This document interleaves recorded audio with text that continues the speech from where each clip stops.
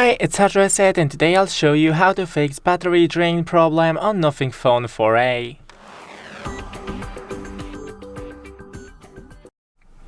So first, go into the settings of your phone, then scroll into battery, and here we have battery saver.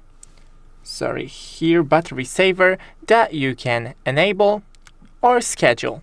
For now, I will disable it because it enables some features that I want to show you how to enable manually.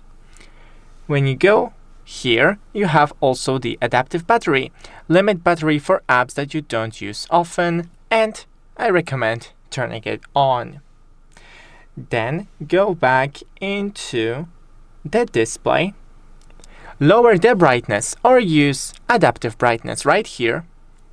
Shorten the screen timeout to around 1 minute. Enable dark theme. Now go back into the lock screen.